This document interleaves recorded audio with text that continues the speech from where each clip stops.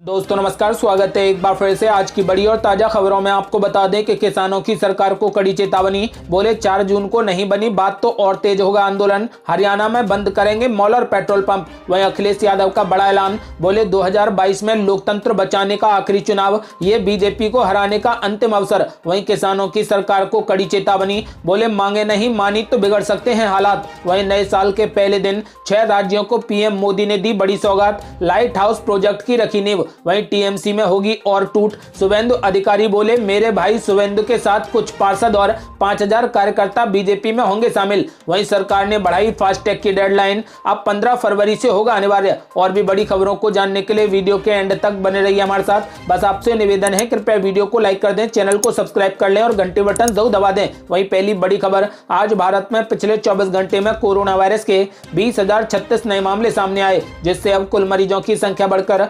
1,02,86,710 हो गई और पिछले 24 घंटे में ही 256 लोगों की मौत हो गई। वो अगली बड़ी खबर, कोरोना के चलते फीका रहा नए साल का जश्न। देश भर में लोगों ने इस तरीके से किया नए साल का स्वागत। जी आपको बता दें कि दुनिया भर के लोगों ने 2020 को विदा कह दिया है और जश्न के साथ ही नए साल 2021 का आगमन किया। लेकिन भारत में नए साल का जश्न इस बार थोड़ा ठंडा ही रहा। देश की राजधानी नई दिल्ली में 2 जनवरी तक नाइट कर्फ्यू लगा है। इसी तरह देश भर में कोरोना के बढ़ते प्रकोप को देखते हुए प्रतिबंध लगाए गए थे। सार्वजनिक स्थानों पर किसी भी उत्सव, सभा और समारोहों की अनुमति नहीं थी और बेंगलुरु, मुंबई और पुणे में धारा 144 लगा दी गई थी। स्थिति का जायजा लेने के बाद लोगों ने अंततः नए साल का जश्न मनाने का अपना तरीका ढूंढ लिया। लोगों ने अपने घरों में रहकर और परिवार वालों के साथ मिलकर नए साल का जश्न मनाया।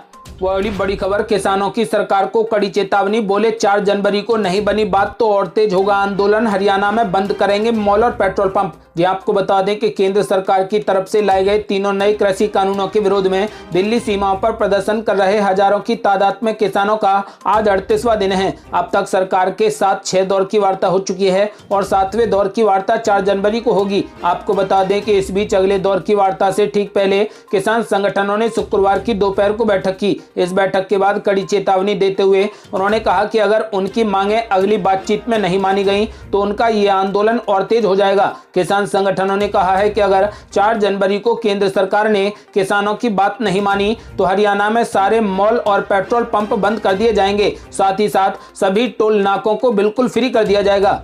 वो अगली बड़ी खबर, अखिलेश यादव का बड़ा ऐलान। बोले 2022 में लोकतंत्र बचाने का आखिरी चुनाव, ये बीजेपी को हराने का अंतिम अवसर। जी आपको बता दें कि समाजवादी पार्टी के राष्ट्रीय अध्यक्ष और पूर्व मुख्यमंत्री अखिलेश यादव ने शुक्रवार को कहा कि भारतीय जनता पार्टी झूठ पर शोध करती है और नफरत फैलाती है। समाजवादी पार्टी के मुख्यालय में शुक्रवार को नववर्ष की शुभकामना और बधाई देने आए कार्यकर्ताओं को संबोधित करते हुए अखिलेश यादव ने कहा कि पार्टी कार्यकर्ताओं को जनता को सच्चाई बतानी है और सपा सरकार की उपलब्धियों के बारे में बताना है। महंगाई बढ़ गई है और सरकार किसानों को बहका रही है। अखिलेश यादव ने कहा कि किसानों को बाजार के सहारे नहीं छोड़ा जा सकता, लेकिन बीजेपी सरकार कॉरपोरेट की पक्षधर है, इसलिए किसान विरोधी 3 कानून बनाकर उन्हें बर्बाद करने का षड्यंत्र रचा है, जिसके विरोध में किसान आक्रोशित हैं। उन्होंने कहा कि लोकतंत्र बचाने का आखिरी चुनाव अगले साल 2022 में होना है और ये बीजेपी को हराने का अंतिम अवसर है। किसान, गरीब, नौजवान सभी बीजेपी के विरुद्ध लामबंद हो रहे हैं और समाजवादी पार्टी के साथ हैं। सपा संस्थापक और पूर्व रक्षा मंत्री मुलायम सिंह यादव ने भी नववर्ष 2021 के लिए सभी देशवासियों को बधाई देते हुए उनके सुख समृद्धि की कामना की और साल 2022 के विधानसभा चुनावों में बहुमत दिलाकर सपा सरकार बनाने के लिए एकजुट होने को कहा।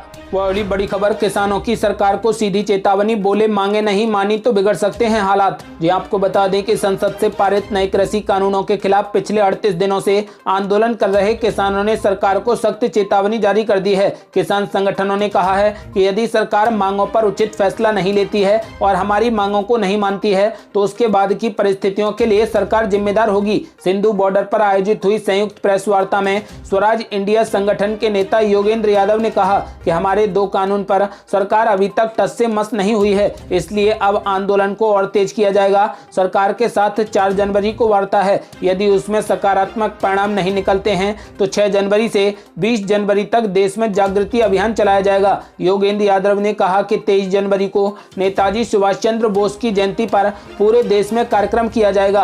अब यूपी के शाहजहांपुर में भी किसान मोर्चा लगाया जाएगा। गुजरात में और उत्तर प्रदेश में भी सरकारों ने कानून को ताक पर रखा हुआ है। हम गुजरात के साथियों के संपर्क में हैं। सरकार की ऐसी हालत हो गई है कि इन्हें किसानों का समर्थन जताने के लिए एक भी असली किसान नहीं मिलता। वही बड़ी खबर, नए साल के पहले दिन 6 राज्यों को पीएम मोदी ने दी बड़ी सौगात, लाइट हाउस प्रोजेक्ट की रखी नींव। जी आपको बता दें कि प्रधानमंत्री नरेंद्र मोदी ने 1 जनवरी 2021 को वीडियो कॉन्फ्रेंसिंग के जरिए वैश्विक आवास निर्माण प्रौद्योगिकी प्रतियोगिता भारत के तहत 6 राज्यों में 6 स्थानों पर लाइट हाउस प्रोजेक्ट की आधारशिला रख दी है। नए साल में ये प्रधानमंत्री मोदी का पहला कार्यक्रम है। लाइट हाउस प्रोजेक्ट के तहत केंद्र सरकार 6 शहरों इंदौर, चेन्नई, रांची, अगरतला, लखनऊ और राजकोट में 1,000 से अधिक मकानों का निर्माण करेगी। इस कार्यक्रम में आवासीय और शहरी विकास मंत्री हरदीप सिंह पुरी के अलावा त्रिपुरा, झारखंड, उत्तर प्रदेश, मध्य प्रदेश, गुजरात, तमिलनाडु और आंध्र प्रदेश के मुख्यमंत्री शामिल थे। आपको बता दें कि इन्हीं राज्यों में ये आधारशिला रखी गई है। लाइट हाउस प्रोजेक्ट केंद्रीय शहरी मंत्रालय की महत्वाकांक्षी योजना है, जिसके तहत लोगों को स्थानीय जलवायु और इकोलॉजी का ध्यान रखते हुए टिकाऊ आवास प्रदान किए जाएंगे। आपको बता दें कि LHP प्रोजेक्ट के तहत आर्थिक रूप से कमजोर वर्ग के लिए मकान बनाए जा रहे हैं। इसके तहत शहरी गरीबों के लिए सिर्फ 4.25 लाख रुपए में 415 वर्ग फीट के फ्लैट सौंपे जाएंगे। वही बड़ी खबर, पश्चिम बंगाल में ममता बनर्जी को लगा सबसे बड़ा झटका। शुभेंदु अधिकारी के छोटे भाई और TMC के 14 पार्षद बीजेपी में हुए शामिल। जी आपको बता दें कि 20 सदस्यीय कोंटाई नगर पालिका में तृणमूल कांग्रेस के कुल मिलाकर 15 पार्षद शुक्रवार को बीजेपी में शामिल हो गए। राज्य में सत्ताधारी तृणमूल कांग्रेस को छोड़कर बीजेपी का दामन थामने वालों में कोंटाई नगरपालिका के पूर्व प्रशासक सौमेंदु अधिकारी भी शामिल हैं। बीजेपी के वरिष्ठ नेता एवं सौमेंदु के भाई शुभेंदु अधिकारी ने यहां एक कार्यक्रम में पार्षदों को पार्टी के झंडे सौंपे। सौमेंदु को हाल ही में ममता बनर्जी सरकार द्वारा नागरिक निकाय में प्रशासक के पद से हटा दिया गया था। पिछले महीने तृणमूल कांग्रेस छोड़कर बीजेपी में शामिल हुए शुभेंदु अधिकारी ने कहा कि राज्य सरकार की ओर से सौमेंदु को हटाना बदले की भावना से उठाया गया कदम था।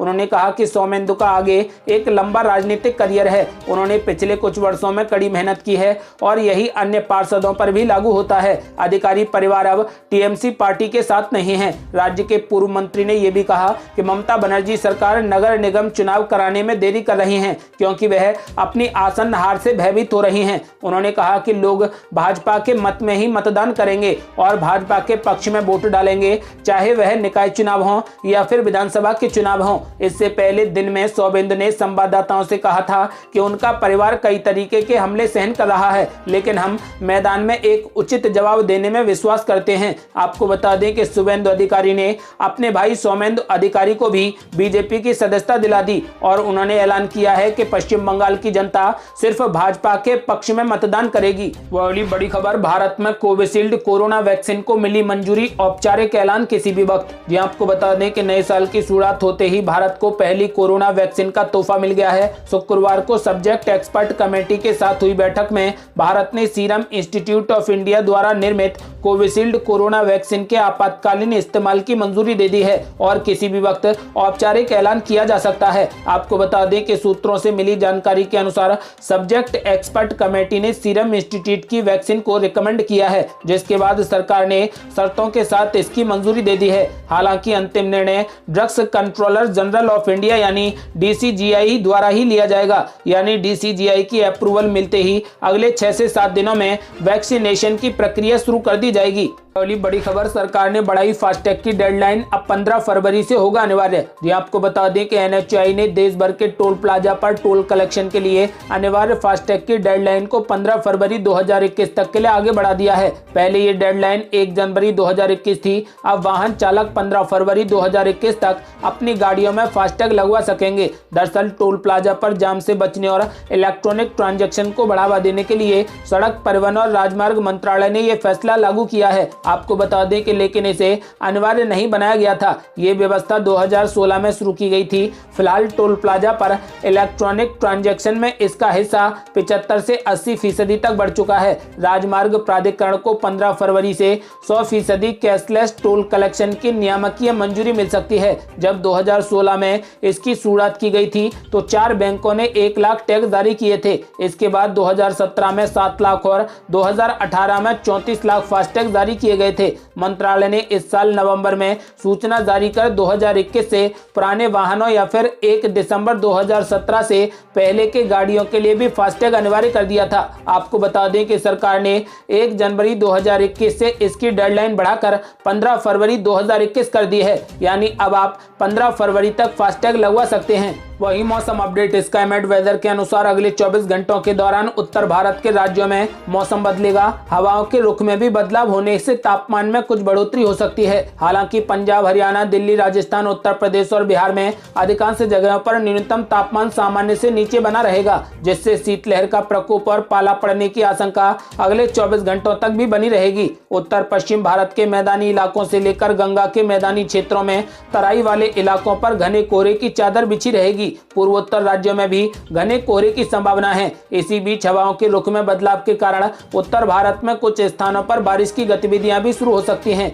दिल्ली, एनसीआर, राजस्थान, पश्चिमी उत्तर प्रदेश, हरियाणा और पंजाब के कुछ भागों पर आंशिक बादल छाएंगे, जिससे इन भागों में बूंदाबांदी हो सकती है। बारिश 3 जनवरी से बढ़ेगी। आपको बता दें कि मुंबई समेत महाराष्ट्र के तटीय भागों और मध्य महाराष्ट्र में कुछ स्थानों पर हल्की वर्षा होने के आसार हैं। ये थी अब तक की बेहद बड़ी खबरें। यदि आप भी चाहते हैं कि सरकार तीनों कृषि कानूनों को जल्द से जल्द रद्द कर दे तो इस वीडियो को लाइक कर अपनी राय हमें कमेंट बॉक्स में जरूर दें। यदि आपने अभी तक हमारे चैनल को सब्सक्राइब नहीं किया है तो कृपया चैनल को सब्सक्राइब कर घंटी बटन जरूर दबा दें। जल्दी मिलते हैं बड़ी अपडेट के साथ। तब तक के लिए जय हिंद, जय भारत।